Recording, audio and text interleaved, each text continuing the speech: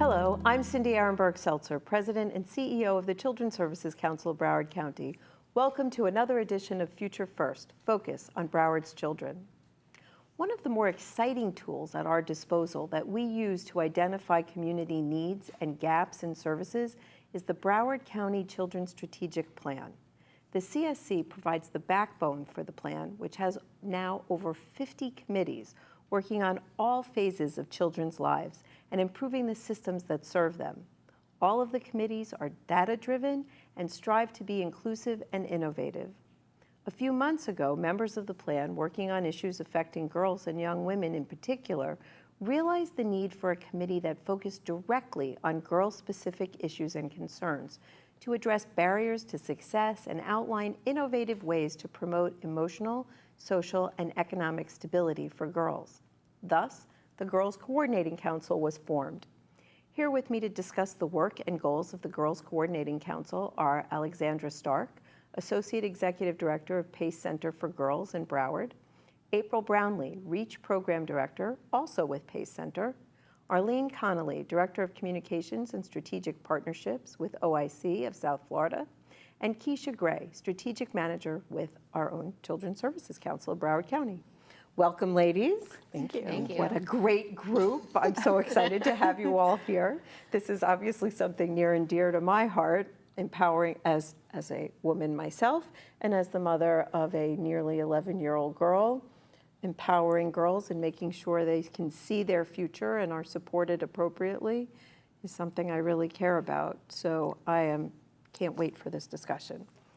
Keisha, I'm going to start with you because I think it's important for the folks to understand the Children's Strategic Plan and what it means and what it does. Can you talk a little bit about that? Sure. The Children's Services Council provides the backbone support for the Broward Children's Strategic Plan. It was established in 1999, and in around 2010, we began using a collective impact approach, using results-based accountability to really bring together governmental, nonprofits, and providers who were working with children and families within the Broward County to make sure our children and families had the support they needed to be successful and so that they could lead a very successful life. Probably about in January, we started talking as a committee about really needing to make sure that our girls had the support and that organizations were meeting the needs and understood how to better meet the needs of girls in the county. And so the Coordinated Council of Girls began their work, and since then the committee has been meeting on a monthly basis, and it's currently led by Alexandra and April, Yes, right? yes. Yes, which is great. So glad that the two of you stepped up to the plate. One of the beautiful things about the Children's Strategic Plan is it empowers people who have ideas to find other people who are working or concerned about the same issue. And, I like to think about it as the way for us to all row in the same direction and ways for people to get hooked in, because also often, Arlene and I joke about this all the time, somebody wakes up in the morning and says, I have an idea to save the world. And they'll call and say, I want to start a nonprofit or I want to start a new committee. And you're like, okay. So happy that you want to save the world. Let me introduce you to the other 12 people who are working on the same issue, trying to save the world that way. So you found an issue, but it was a niche that wasn't being filled. Why don't you talk a little bit, Alexandra, about what you've seen from PACE's perspective and why you all thought this was important? Sure, thank you. PACE has been serving girls in Florida for 30 years, and more specifically in Broward for 25 years this year. Yay! And thank you. And what we have seen through our work with the girls is a need for community and agencies to really understand the unique needs of girls. Girls are complex and girls are relational. And a lot of times, people who work with girls don't really understand girls' needs. So at PACE specifically, we help girls with all types of different risk factors, girls who are at promise, girls who need to be treated in a way that they feel safe and they feel cared for and they feel loved. And we offer the academic, social services, therapeutic services, and we meet them where they are, help them and their families for them to get back on track and to reach their full potential. Nice. I know one of the things that has struck me, I mean, obviously I'm a lot older than all of you, life is a lot different now, and the pressures on girls today are a lot different than they were back in my day. I mean, some things never change. The cool girls, the bullies, all of that, but the tools available, the cyberbullying, the sex trafficking, I don't remember any of that. What kinds of things? And I hear the girls showing up are tougher. I hear, and the issues are more complex. Are you finding that, April? Our girls are resilient. They are resilient, and although things in society may be changing, the core needs of girls, how we really respond to girls, hasn't really changed, and it really starts with the relationship building. Girls are relational beings, as Alex mentioned. Self-concept for our girls is very reciprocal and largely impacted by the messaging they're receiving from social media, from the entertainment industry, from boys, from other girls. And so we're often finding with our girls that we have to help them almost redefine their self-concept and discover who they are. And by providing a safe place for our girls to heal from trauma and adverse childhood experiences and abuse and victimization and all of those things that we know are really at the core of the behaviors that we see, is when we really see our girls begin to flourish and reach their full potential. Great. Arlene, why is OIC at the table here? Why? Well, OIC of South Florida, we're a community-based workforce development and training organization, and what we do has a huge impact on the economic and social development of families. And particularly, we saw that there was a need to address youth issues among our various programming. And so over the years, we have been growing our youth initiatives, now having over $5 million in federal and local funding to serve youth.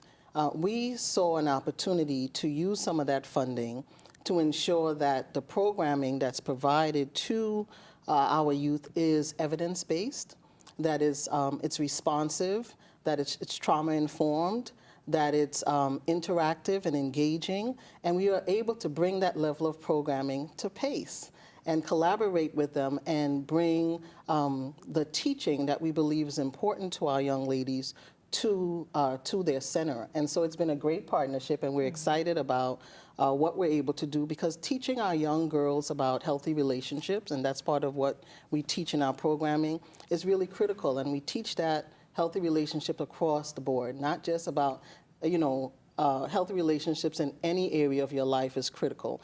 And so when you talk about redefining, that's so important, and helping them really understand trauma, and really beginning to recognize that there is some things that have happened in my journey as I'm evolving into becoming a young lady that has impacted my self-concept of who I am, that has really shaken my foundation in some cases.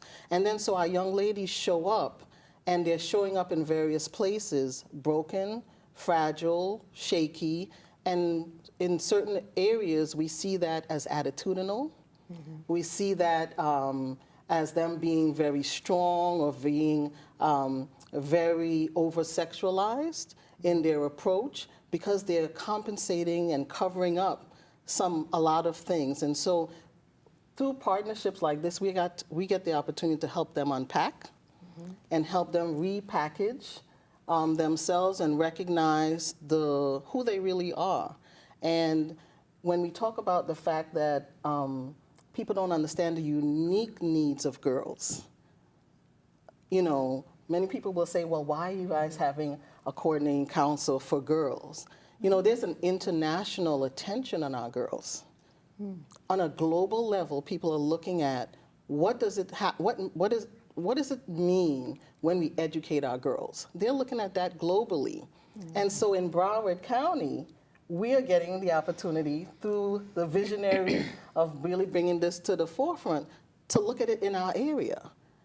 And so what is the Coordinating Council for Girls actually doing? What are you hoping to get by bringing people together, and who do you want at the table? The Girls Coordinating Council's goal is to increase awareness of girls' issues in the community, and not just to identify what the issues are, but looking at what works. So looking at the things that have worked in the past based on data, based on just our views from the community, and continue to educate our partners in Broward about what works, how to work specifically with our girls in order for everyone to have a global understanding of success for our girls. And so one of the things that we did initially when we got started was to do an assessment to understand what was the story, what was the story behind the experiences of our girls, and then we also looked at who were working with our girls and who we knew were doing the work and who weren't identified, and trying to bring them to the table to begin to be a part of the dialogue, to then better identify what the needs were and what were some of the resources that we had available that we could definitely get into the hands of our girls. And that's the whole piece, coordinating. That's the piece I love, Yeah. is that we have often talked about there's so many services in our county. I mean, we are rich in terms of services, but the connecting the resources and navigating the plethora of opportunities that are available are sometimes not very easy for our community. And so for us to help bridge that and really begin to create a very seamless, what we said we wanted to build a very cohesive community in which services can be received. And so we get to do that through collaboration and identifying other organizations who are doing the work and who can say, well, maybe you do this well, you do trauma well, or you do training well, or you help provide imaging and clothes or what have you, or, bringing all those resources together so that maybe we can have a stronger hedge of protection around our girls and better help them develop.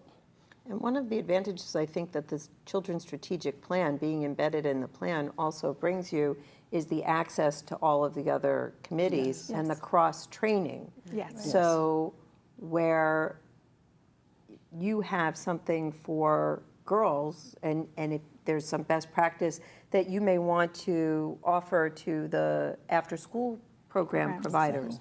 Not everybody's going to be an expert on everything, but at the same time, you can give them some tools in their toolbox for ways to address the girls that they're seeing in their programming. Absolutely. Through the, abuse and neglect, there may be some work in trauma-informed care that they can bring to you. So it gets people, it's one of the other reasons results-based accountability was so good, Yeah. because it gets people speaking that same language. Yes.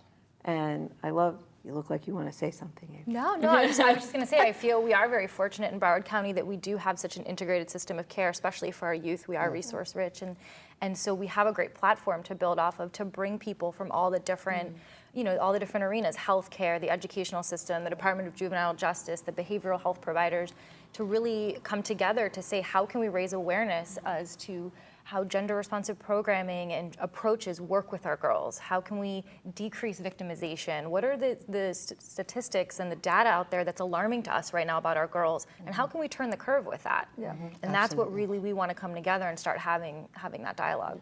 So today we have an opportunity to convey some of that to both, I'm sure we have parents watching, we have concerned citizens. Is there some data that you'd like to share to let them know, or something that they can do? How can they participate? Well, we do know that it's just in regards to Broward, that we are seeing increased rates of trauma and victimization with our girls. We are seeing lower graduation rates, and also, but we are seeing a decrease in teen pregnancy. We are also seeing a decrease in girls entering into the juvenile justice system in Broward specific. However, it's increasing in Florida specific. So in some areas, Broward has identified and tackled, and some still need some work. But I think that the role of the Girls Coordinating Council will be to get our message out for parents, for teachers, for providers to know that we are out there and we are willing to assist in whatever way we can, whether it be training, advocacy work, speaking with the legislature, whatever we need to do in order to get the issues out there for anyone to participate in our committee, and to move forward and to forge ahead with the things that we do know that do work, which is the gender responsive programming and meeting those unique needs of girls. And for those who are listening and who want to get involved, you can join us at www.resultsforbrowardchildren.org, and you can actually sign up just by clicking on Join a Committee, and you can join this committee as well as one of the other 55 committees that are available that are really, really focused on creating better lives for our children and families in Broward County. Great information for folks to know. Yeah. And one of those committees is a positive youth development. And that's why I always get excited because I'm passionate about youth. But the Positive Youth Development Committee is one of those 55 committees. And when we talk about the various issues, we see in all the different committees, our issues cross. Yep. Right. And so we get to do that cross-pollination through the strategic plan and with the facilitation of the Children's Services Council to move it to the place of action. And I think that's the place that we're trying to see, that we move the needle on any issues that we are seeing uprising. Because even though the teen pregnancy is down, we still know that too many of our young ladies are having children at an early age. But it's not even just that, it's the level of growth in sexually transmitted diseases. We know that the level of trauma is high. So there's a lot that's impacting our girls that we need to address. And if individuals are passionate about community, are passionate about young people succeeding, and believe that every young person has a great potential, they need to join this committee or any other committee of the Children's Strategic Plan so that they can be part of the action. I always say to adults, we're talking about our kids, but stop talking about our children and step into the ring and see how we can help guide, teach, develop, coach, and love on them like we were supposed to do, because that was our charge, and create that safe place for them to learn, grow, and thrive. That was our responsibility, and it still is. And so let's not stand on the outside talking about it, but let's come into the ring in committees like this and have that dialogue and bring your businesses and other things to the forefront, because we were talking earlier and saying there's still such a great disparity among opportunities for young ladies and women. We still challenged with pay, we're challenged with equality in the workplace, and our girls are going to grow up into that environment. So how do we prepare them? How do we prepare them so that they're technology savvy? It's not just all the negative statistical stuff that we need to address. It's also elevating their ability to be positioned for leadership and for opportunities like anyone else. They deserve that. Right. And I think one of the great things when the council does meet is that we get an opportunity to actually sit down and have that open, honest conversation to talk about what are our girls experiencing. And as providers who are out there, you all get an opportunity to talk about what's working, what's not working, and then what is our plan moving forward. And I know we've been having some great conversation about moving forward, or what are some of the things that we'd like to do for the girls in the county. Excellent.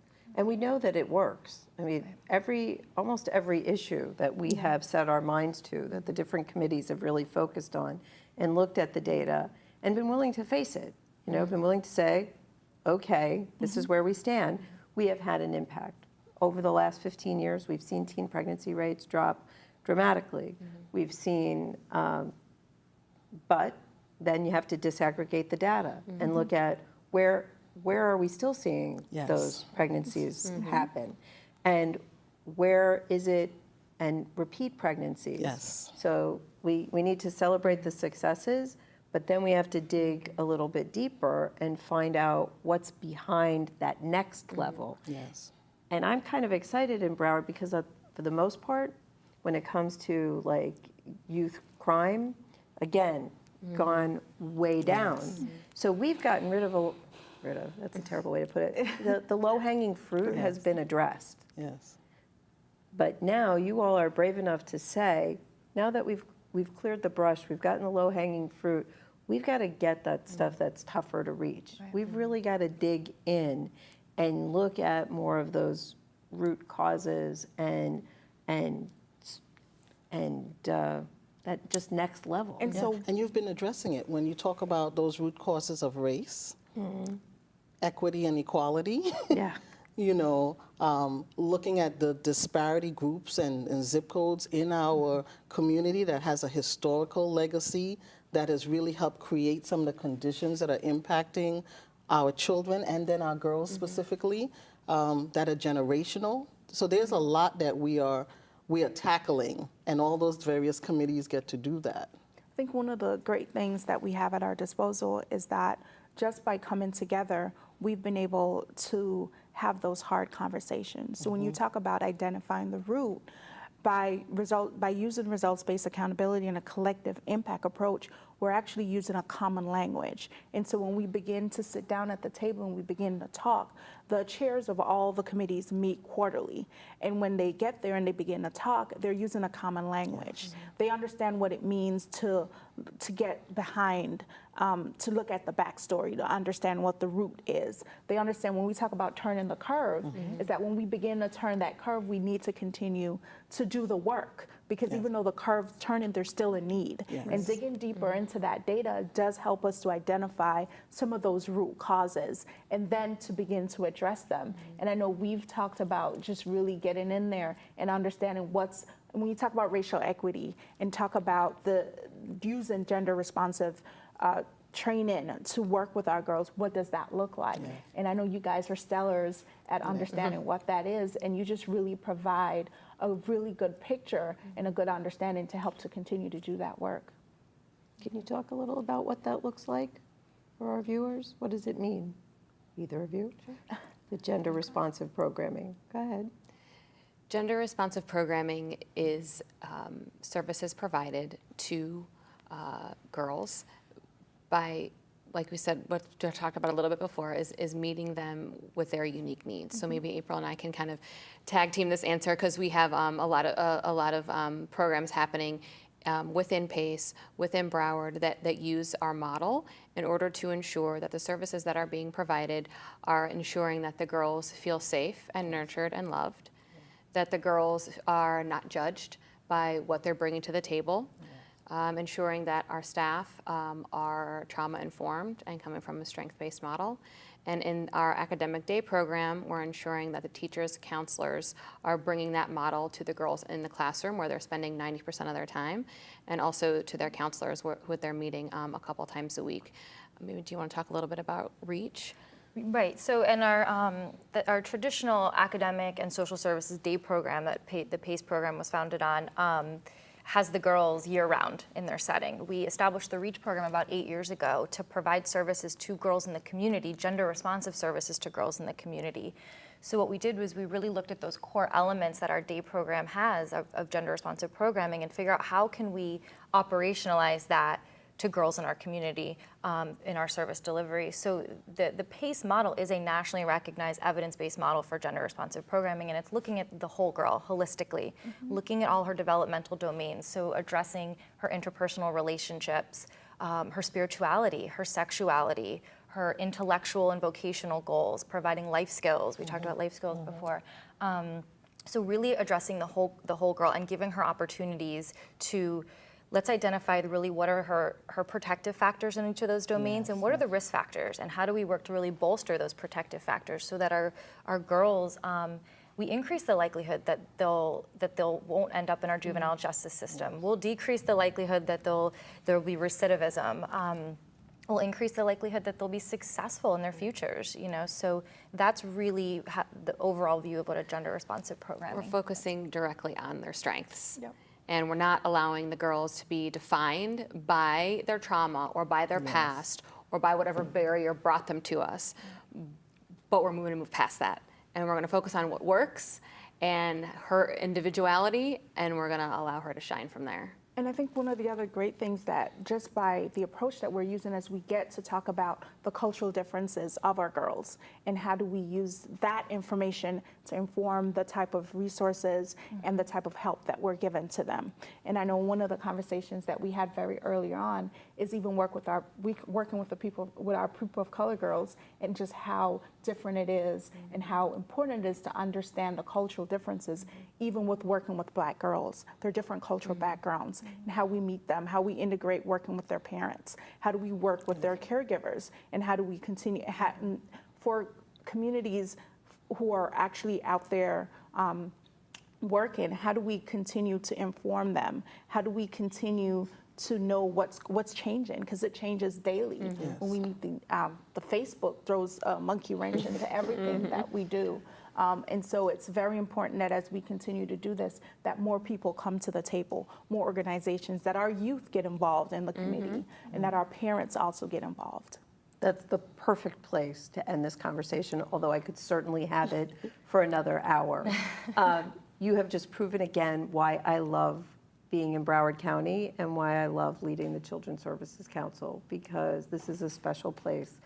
And getting to work with women like all of you, with your passion, your commitment, and the way we're able to keep moving the ball forward is really special. When I think back to where things were before, I'm a little verklempt. Anyway, as you've heard, it's essential that we create and emphasize policies and practices that are gender and culturally responsive to the needs of girls and young women. I hope you saw that today. We invite you to visit the Results for Broward Children website. That is results with an S, the number 4, browardchildren.org, to learn more and join these efforts. I want to thank our panelists, Alexandra Stark, April Brownlee, Arlene Connolly, and Keisha Gray for their insights and work on the Girls Coordinating Council. I have been your host, Cindy Arenberg Seltzer. For this or any other episode of Future First Focus on Broward's Children, go to our website, www.cscbroward.org, where you can access our YouTube channel, like us on Facebook, and remember to join us next time on Future First Focus on Broward's Children.